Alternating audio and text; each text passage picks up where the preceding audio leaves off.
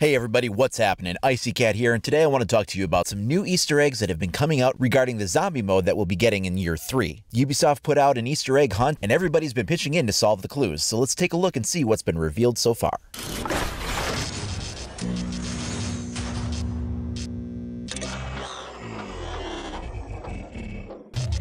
So yesterday the technical test server went live, and there was an interesting Easter egg. So if you were playing outside of the test server, you wouldn't see this. This is only on the test server. But on the map Oregon, there are a few different places where you can find some clues.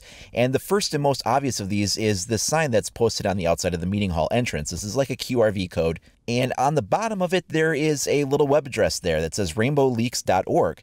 Also, as part of this picture, there's this little coordinate code here, and just by itself, this doesn't mean a whole lot. Now, if you take a walk around the map, there's also going to be some other locations. Again, this is all on the same map in the test server. So you'll walk around and you'll find these coordinates kind of sprinkled around. There's some in various folders or laying around as pieces of paper. And if you come into some different sections of the map, you're going to find these. By themselves, they don't mean a whole lot. However, there is another place in the map that has a unique piece of information, and that's in the meeting hall. There's this map here that has to do with a place called Truth or Consequences, which sounds like an odd thing, but it's actually the name of a real city. And there's these grid coordinates that are on the edges of them, and I'm not going to get into the details of where every single one of these things were throughout the map or, how they were all pieced together. It's pretty complicated, and it was definitely a community effort. A lot of people on the subreddit and the forums and Twitter and Facebook got together and just kind of pitched in all of their knowledge to pull it together and make one big reveal for how this all broke down. So you plug in these coordinates into this map, and then that winds up revealing information to get you a password. So here's the password, and this is a really complex string of characters. I'm just going to put this in the description down below the video so that you can copy paste it. You take this password and then you go over to the website that was mentioned on that poster outside of the meeting hall entrance. So that's rainbowleaks.org. Now, when you go there, you'll be asked for some login information for the password. So you put that password that I had just given to you. Again, it is in the description below, so you can copy paste it. You put that in and it will take you into the website after verifying your Uplay ID. Once there, you get this information on screen.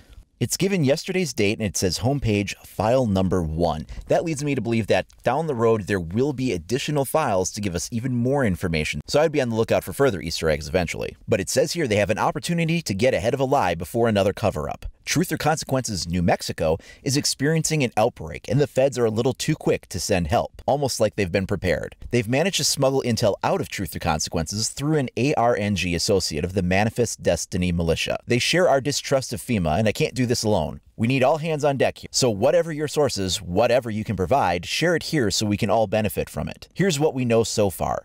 Truth or Consequences is suffering an outbreak of an undetermined nature. The CDC is front and center, and the National Guard is rendering assistance. But all the pieces fell in place way too easily. This has false flag written all over it, but who's the bad guy here? So give me what you got. Let's add this to the database before someone Jimmy Hoffa's all the evidence. And then below that are a series of 5 images. So this first image looks like some kind of an official medical dossier. We've got photos of what look to be bite wounds with the infection spreading out from that source. There's also post-it notes kind of all over it, just kind of giving clues and asking like, what are these various symptoms that we're seeing and how can they be treated? But there's a lot of info in this image that really lends a lot of credibility to this. The next image is a torn up piece of paper that looks like they tried to dispose of it and they got it pieced back together again. And you can go ahead and read this at your leisure, especially if you go over to the website. I'm not going to go through reading all of it just now, but it feeds into the lore of the Rainbow Six Zombies theme that we have going on here. The next image we'll take a look at seems to be in some kind of a medical facility. These are pictures of patients coming into a hospital and being treated. And according to the 4chan leak, one of the potential maps for the Zombies mode is a hospital. So I'm not sure if this is the same hospital that might be talking about. But again, more official medical records here kind of reinforcing that this is a outbreak that the CDC and the medical staff are trying to contain. Then we've got some clippings of newspaper reports with highlights of strange infectious disease and some other things, and going into more of like the news reporting that's going on regarding the situation.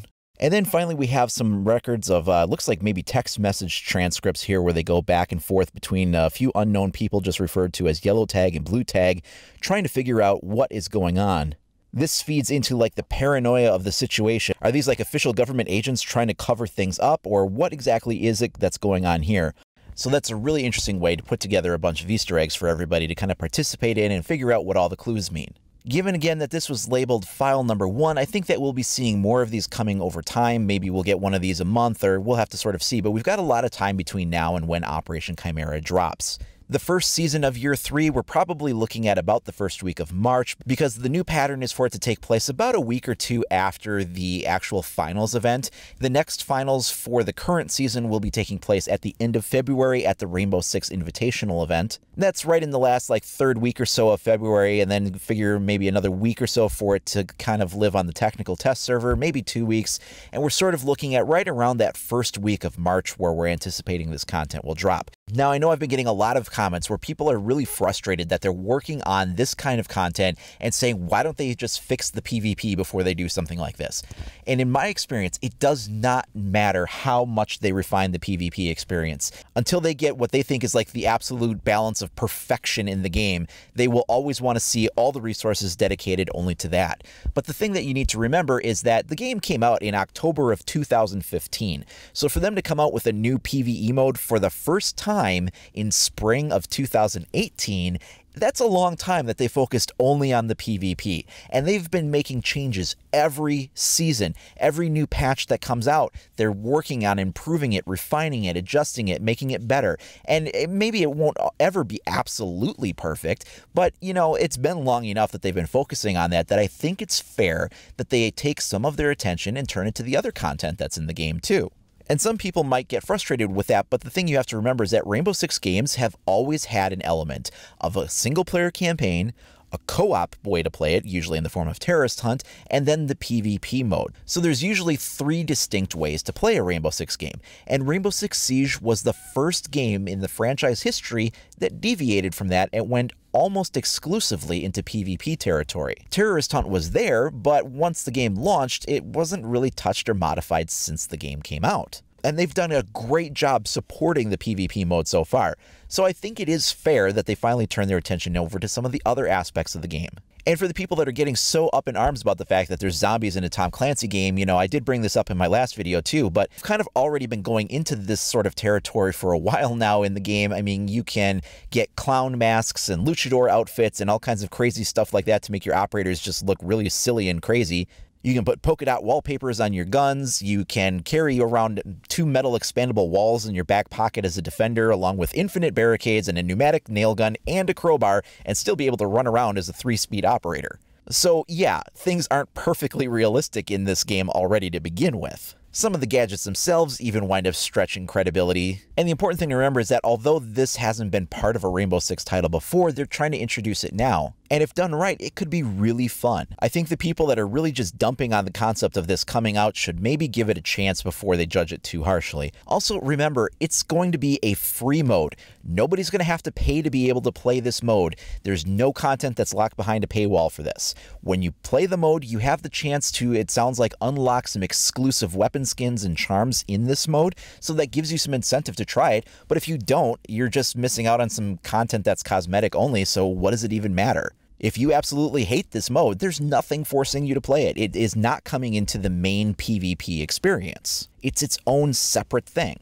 There's also the fact that it's only going to be around for 4 weeks and then it's going to be going away. Now, we're not sure exactly what that means. It seems a little strange to put this much effort and resources into something where it comes out for 4 weeks and then it goes away. So maybe it's going to be something where it comes back around again every so often. Maybe, once a season or once every couple of seasons, it'll come back up again. Or maybe it's something else. Back in the 4chan leak, they mentioned 3 distinct maps. There was a hotel map, a hospital map, and a junkyard trailer map. So, maybe this first one is maybe the hospital map. And then after 4 weeks, it goes away. And then maybe it's the hotel map instead. And then at the end of that season, maybe you finally got that final 3rd map, so that would be 4-week periods throughout the course of the 3-month season. That might be an interesting way to do things too. So at the end of the day, we definitely have a few different camps of people as far as how they look at this. You have people that only care about the PvP way of playing the game, and to them they're like, screw anything that's PvE. We don't care about it, we don't want it. Then you have other people that are open to the concept of PvE, but they're kind of angry about the non-realistic direction that Zombies mode might be going.